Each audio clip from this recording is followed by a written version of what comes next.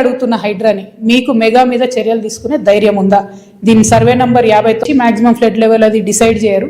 కానీ ఈ పర్టికులర్ చెరువు పవన్ కళ్యాణ్ గారు ల్యాండ్ కొనుక్కున్నది కోడికుంట అనే చెరువు, సర్వే నంబర్ 706. దీంట్లో మొత్తం ఫైనల్ నోటిఫికేషన్లో ఇరిగేషన్ డిపార్ట్మెంట్ చెప్పి ఉన్నది. ఫైనల్ నోటిఫికేషన్లో ఇరిగేషన్ డిపార్ట్మెంట్ చెప్పి ఉన్నది. పవన్ కళ్యాణ్ గారు నిన్న మాట్లాడుకుంటే ఏమన్నారంటే, నా తప్పు ఉంటే అది శిఖం భూమి అయితే ప్రభుత్వానికి ఇచ్చేస్తాం అన్నారు. అయితే ఈయన రిజిస్ట్రేషన్ చేసుకునేటప్పుడు ఎన్ని తప్పులు దొరికాయంటే, అందులో ఓన్లీ 3 ఎకరాలే శిఖము, మిగతా 7 ఎకరాలు మాగాని అని రాసింది. కానీ అది తప్పు, ఖచ్చితంగా రికార్డ్స్లో ఉంది. నేను ప్రభుత్వాన్ని డిమాండ్ చేస్తూ ఉన్నాను. ఇరిగేషన్ రికార్డులో 10 acres శిఖం భూమి అని ఉన్నది. ఆ కాయిదాలు మా దగ్గర ఉన్నాయి.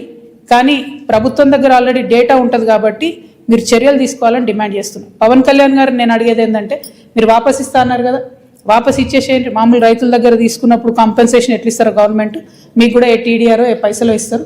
అర్జెంటుగా వాపస్ ఇచ్చేసేయండి. మీరు కంచె వేసిండ్రు, ముందు ఆ కంచె తొలగించండి. శిఖం భూమిలో కూడా కంచె వేయడానికి ఉండదు. మీరు మట్టేసిండ్రు, ఆడ గోవులకు వాటికి వీటికి గ్రాసం వేస్తున్నా అని చెప్పారు. మట్టేసిండ్రు, ఆ మట్టి మొత్తం చెరువులే వేసిరు కాబట్టి అది కూడా తొలగించాలి. తక్షణమే మీరు వాపస్ ఇవ్వాలని చెప్పి నేను పవన్ కళ్యాణ్ గారిని డిమాండ్ చేస్తున్నాను. At the same time Pawan Kalyan గారు ఏమంటాడు, అనేకమైన మాటలు అన్నాడు. తెలంగాణ వాదులు ప్రాంతీయవాదం అంటే ఉగ్రవాదం అన్నాడు. అనుకుంటా నేను గద్దరన్నకు కారు కొనిచ్చిన అన్నాడు. అంటే మీరు మా కళాకారులను ఎందుకు అవమానపరుస్తారు? ఒక పక్కనేమో ప్రొఫెసర్ నాగేశ్వర్ మాట్లాడితే ఆయన మీదకి వస్తారు, మేధావుల మీదకి. ఇంకో పక్క కళాకారులు.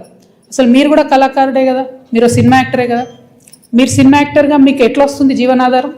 ఏ సినిమాకైనా హయ్యెస్ట్ ఇన్కమ్ నైజాం నుంచే వస్తుంది. అంటే మా తెలంగాణ బిడ్డలు చూసే టికెట్లతోనే మీ సినిమాలు నడుస్తాయి. హయ్యెస్ట్ ఇన్కమ్ నైజామే, హయ్యెస్ట్ కలెక్షన్స్.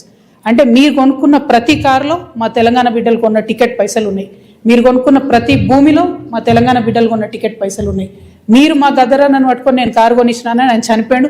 మీరు కొనిచ్చిరో కొనియలేదో ఎవరు తెలియదు. కానీ జనరల్గా ఏమంటారంటే, మనం ఒక మంచి పొజిషన్లో ఉన్నప్పుడు కుడి చేత్తోని దానం చేస్తే ఎడమ చేతికి తెలియద్దు అంటారు.